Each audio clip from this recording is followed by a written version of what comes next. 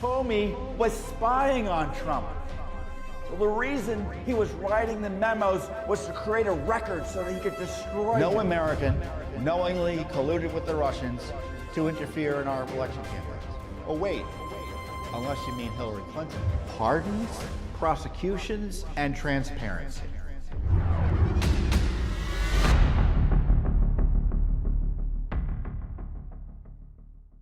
Hey everyone, Judicial Watch President Tom Fitton here with our weekly update on social media. Thanks for joining us this week.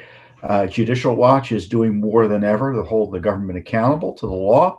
I'll talk about new lawsuits on COVID matters, censorship, the Pelosi's illicit targeting of President Trump and her undermining, it looks like, of the Constitution. So a lot to talk about. We have the anniversary, more or less, of COVID. I'll give you some thoughts there. I tell you, I am so excited. I'm just going to start by saying I just love Judicial Watch because I'm excited to talk about the work we're doing. Plus, I'm excited also to talk about the work I can't tell you about yet because we'll talk about that next week. So we're not only doing great work now, but we have so much more material and lawsuits and information coming out. It's just going to knock your socks off. And I know many of you are upset about the direction of the country. You don't like the policy. You don't like the $1.9 trillion craziness that was passed that in many ways will just subsidize government misconduct and other terrible things we don't like. But I'm excited because Judicial Watch is actually taking concrete steps that are necessary, probably not sufficient in light of the problems, but necessary in order to hold the government accountable.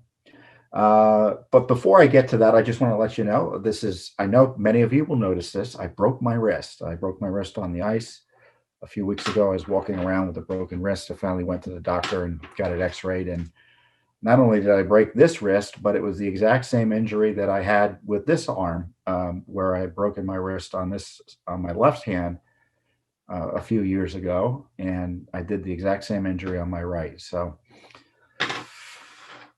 I may look strong, but, we all fall down, right? And we all hurt ourselves sometimes. So hopefully the wrist will heal nicely. So I want to get that out of the way.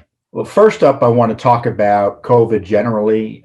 We're now facing a year of large sections of our country and our economy still being on lockdown in what I think has been a panicked reaction to the COVID threat. I understand early on why some government officials, not knowing what was going to happen and being very nervous, kind of reacted, but it hasn't been justified. And in my view, it's not my view. I'm not aware of any Fauci standard, as I call it, science that shows that lockdowns work, that shows that social distancing for months on end and now a year have anything to do with mitigating the spread of the disease. There's no science that masks work in the sense that there's been randomized placebo-controlled studies showing that masks mitigate the spread of coronavirus. I mean, there's guesswork, and some of it may be fair, but it's just guesswork that it does. And these restrictions on our liberty haven't been based, in my view, on science, but a radical experimentation on the lives of the American people. In my view, you can't control an epidemic, and it's never been done in the history of man, by shutting down the world. You can't kill the patient to cure the disease, and that's what they've done. The big left has. Mainly ways there's been this political move, politicization of our public health. Thanks to COVID, we saw that in the debate over how to run elections, about how to run our economy, about our First Amendment freedoms. Big tech has been censoring critics of the COVID regime and the response to COVID. So it's been terrible. It's been terrible. The damage COVID has done health-wise, obviously, is significant. You don't want to see people die who otherwise would not have died, no matter their age. But there are other consequences similarly bad to these lockdowns on our children and just generally for the population. And and Joe Biden, almost called him Senator Biden, but President Biden gave a speech suggesting he has the authority somehow to tell us whether or not what sort of barbecues we can have on July 4th and how big they can be. This is the age of politicians who are taking advantage of public health concerns that many Americans quite reasonably have to try to extend power by the government in ways that our Constitution, in my view, doesn't allow. And one of the big mistakes of the Trump administration was not to challenge, at least the Justice Department, as Attorney General Barr promised and suggested he would do, challenge these lockdown restrictions and these restrictions on our liberties. And now, sure enough, President Biden has come in, and not only will he not get in the way of states violating our liberties, he's suggesting that the federal government will join the suppression and the undermining of our Constitution. So, if you want to get the vaccine, get the vaccine. But in my view, the COVID crisis has been long over. There's nothing to justify the restrictions in place. And the politics here is one of increasing the size of government, using COVID to increase the size of the government, advance left-wing agenda items that otherwise would not be able to be advanced absent this alleged public health emergency. And of course, to show you that it is all politics, just look at the border, where there's virtually no health controls in place in response to the surge of illegal immigration that was encouraged by the change in policies by President Biden. And there's no outcry by the establishment media, the left-wing establishment, or the Biden administration, obviously, about the public health threat that supposedly is going to happen because of the surge in illegal immigrants coming across the border without sufficient quarantining or tests and other things related to COVID. Not only COVID, but other public health concerns that happen when you have large populations coming from countries that don't have the same public health standards and vaccination standards that we have. So, if that doesn't tell you much about the politics of COVID, I don't know what will. And it's really exposed the public health community as being anything about being not as much about public health as you might think. I'm being charitable there. Here, the public health community is more interested in politics, and just like the FBI, you can't trust the FBI anymore. You can't trust the Justice Department anymore.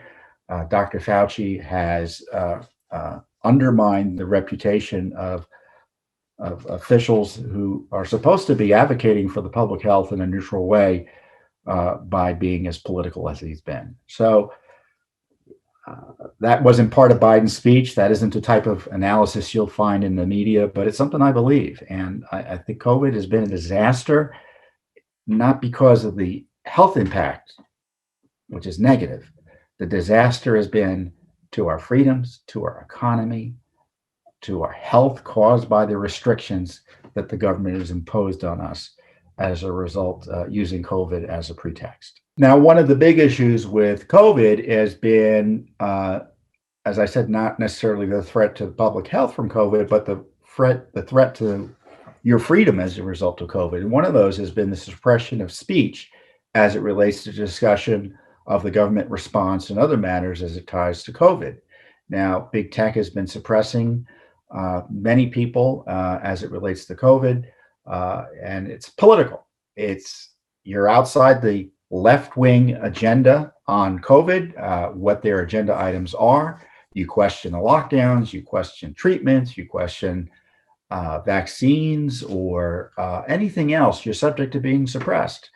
And it's not to say I question everything about COVID, but, for instance, raising questions about the potential preventative treatments for COVID could get you banned.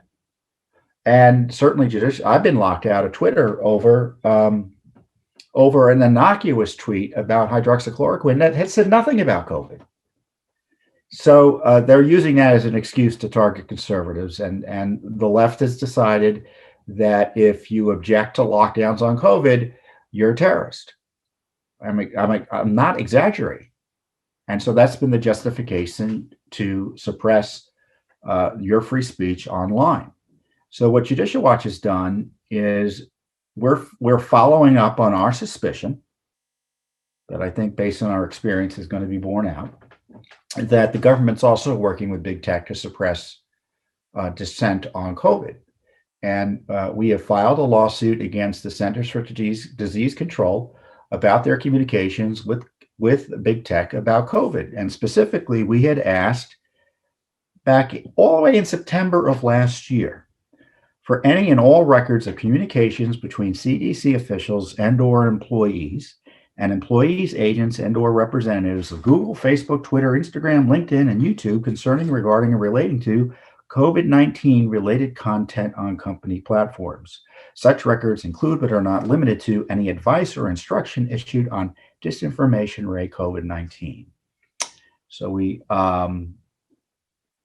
they were required to respond to our request by October of 2020, October 29th of 2020, and they haven't. So we sued. We sued in federal court because the public has a right to know about the CDC's involvement in big tech's outrageous censorship of Americans, including doctors, by the way, who raised questions about the COVID-19 response. And the Biden administration now should stop. Of course, the deep state under Trump, it's not going to change much under Biden. It's going to get worse because anything they're doing is going to have the explicit and implicit endorsement of the political appointees of Joe Biden.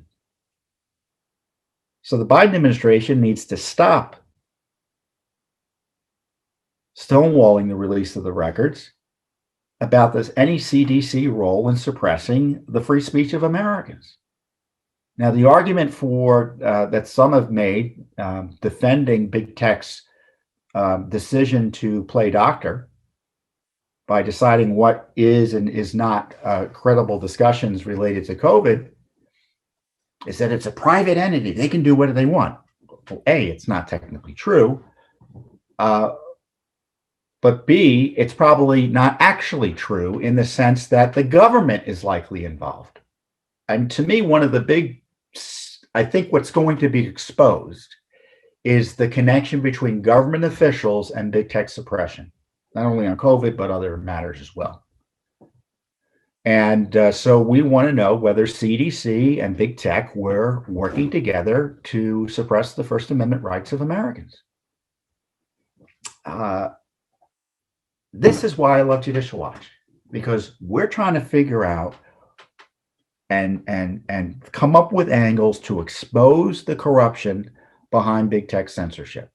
And by corruption, I mean, we now know that the CDC doesn't want to comply with the law requiring them to give us an answer about these documents. I mean, they could say, oh, we don't have any documents, right? We did a search and we don't have any documents. Instead, they ignored the request and are stonewalling. And I know there are documents based on my experience. And I know they have something to hide based on my experience. So to me, the fact that they're hiding this is, it's obviously evidence of a cover-up. They're not complying with the law. So now we have confirmation that the HHS CDC doesn't want to comply with the FOIA law about the suppression of First Amendment rights of Americans. Was there collusion between CDC and big tech to suppress COVID dissenters? Government's not giving us the information, so we're in court about it. And the fact they're not giving us the information, to me, suggests they have something to hide. Maybe you have a different view, but I'd be interested to know what you think. So again, this is what I love about Judicial. I know I keep on praising Judicial Watch, but no one else is doing this. No one else is doing this. Congress is yelling about suppression. I don't mean to toot my own horn, but I am a major conservative voice on Twitter, and I've been locked out. Judicial Watch has been censored. And no politician has done a thing about it. We may do something additional about it. And Americans, in countless numbers have had their free speech rights suppressed by big tech in a dishonest and, in my view, illicit and illegal manner. And we're doing something about it by trying to figure out who else is behind this. And we think the government's behind it. And if we prove it, boo. So I'll let you know what we find out when we find it out. And so stay tuned. So something else we're doing is also super important. Hey, you remember President Trump was impeached, sham impeachment again, just 2 minutes ago, practically speaking. Oh, but we're supposed to forget that. Our nation's capital is still under military occupation. There's a fence around the nation's capital, excuse me, the U.S. Capitol. It's still there. I drove by it yesterday. I was down at the office yesterday. Razor wire as far as the eye can see. Miles of fence and razor wire. As I said in my CPAC speech, which if you haven't seen it, you should see it because it's probably the best speech you'll see this year. If you want to know how the left thinks about the First Amendment, look at the 3 miles plus of fencing with razor wire around the U.S. Capitol. And all that's part of the sham impeachment show. And so Judicial Watch is investigating that sham impeachment show. Judicial Watch is investigating and suing for information, for instance, about the riot. We want the emails and video from the Pelosi Congress. We're in court right now against her, or at least the Congress, specifically the U.S. Capitol Police, which is a creature of Congress. We still don't have basic information about that riot. I mean, there was an American citizen shot and killed by a policeman. And we don't know who the policeman was. Are there videos of it? Where's the report on how that happened? I mean, basic information like that. Another police officer passed away. It's, the police misled the American people by suggesting he passed away as a direct result of being hit on the head. And in fact, that didn't happen. And so that was a lie or disinformation, to use the phrase the left likes. Again, still no information about the nature of how he died and what caused his death. Where are the videos of are there any videos? That's what we're asking for. And similarly, Nancy Pelosi, who hates President Trump, I think it's fair to say, around and after the riot, engaged in efforts to destroy our constitutional system, in my view. She tried to extort Vice President Pence and the Trump cabinet into invoking the 25th Amendment, saying, we'll impeach him if you don't invoke the 25th Amendment, which in fact she did. So it wasn't an idle threat. The 25th Amendment isn't designed to take out a president you don't like just because of the way he's behaving and such.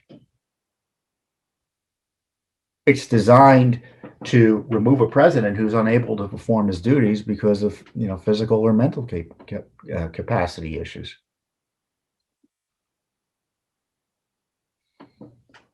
So she is pushing that, and at the same time, she called the chairman of the Joint Chiefs of Staff on January 8th in an obvious attempt to interfere with the president's role as commander-in-chief and start pushing the issue of removing his ability to launch nuclear weapons.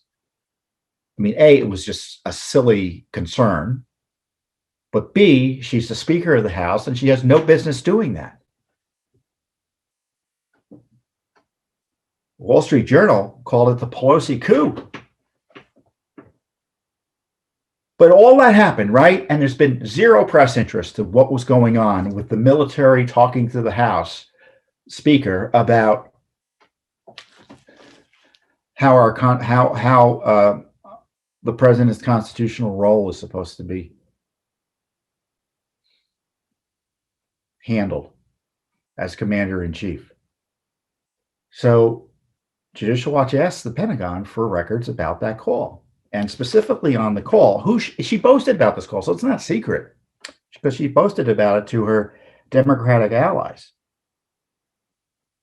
She related her discussion in a letter to colleagues.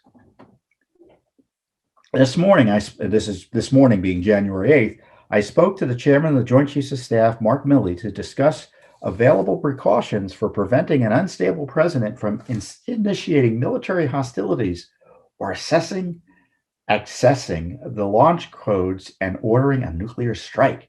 The situation of this unhinged president could not be more dangerous, and we must do everything that we can to protect the American people from his unbalanced assault on our country and our democracy.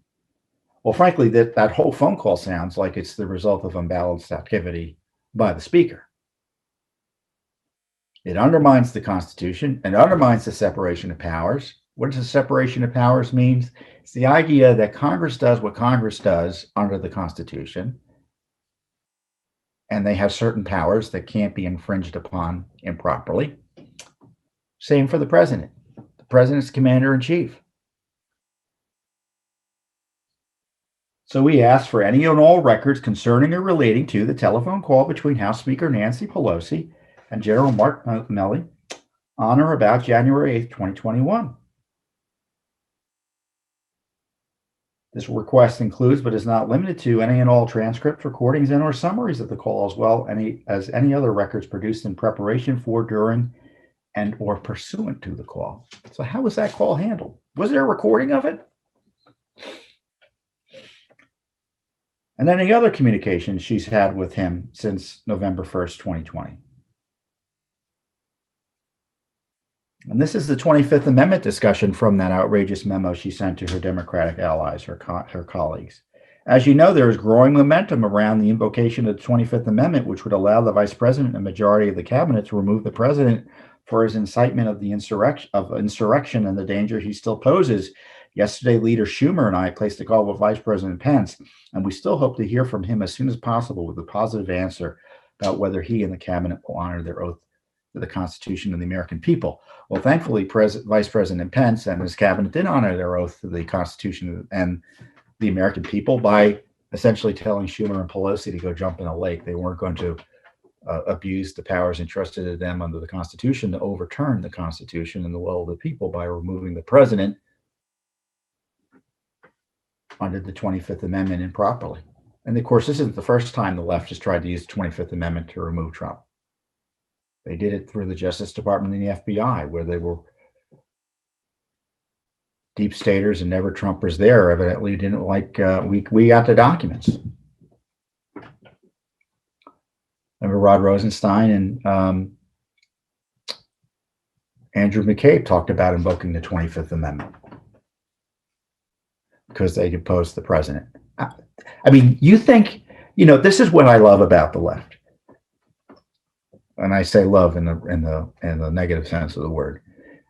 They say they're concerned about your right to vote and the voting rights of Americans, yet they are more than willing to overturn the voting rights of every American who participated in the 2016 election by saying it doesn't matter what you do on election day.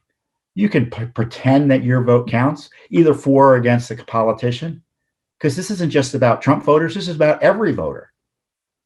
They're telling us that what voters do doesn't matter, and that if we want, we will overturn the election process improperly and unconstitutionally for political purposes. That's an attack on the right to vote. And I think it's more than a little bit interesting that the Pentagon can't give us documents like we've been asking for here, or hasn't given us documents like we've been asking for about the attack on Trump that Pelosi was pursuing with the Pentagon. This is the corruption. Now, the media is completely in bed with Biden and the left, so they have zero interest in doing any significant investigative work in this regard. They're doing it. I'm not aware of it. So it's going to be up to Judicial Watch to do, as I always say, the basic heavy lifting to find out what your government's up to expose government corruption, no matter who's in power. For instance, no one sued, and I don't know this for a literal fact, but I'm pretty confident No one sued the Trump administration more than Judicial Watch. No one.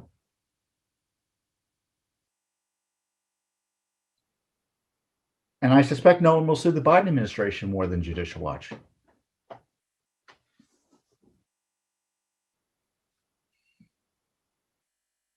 Congress can yell. I mean, there are some Republicans who want the truth out, but they can't do it. They don't run committees. And even when they did run committees, they couldn't get the truth out, even with an administration run by even in an administration where their political party controlled it.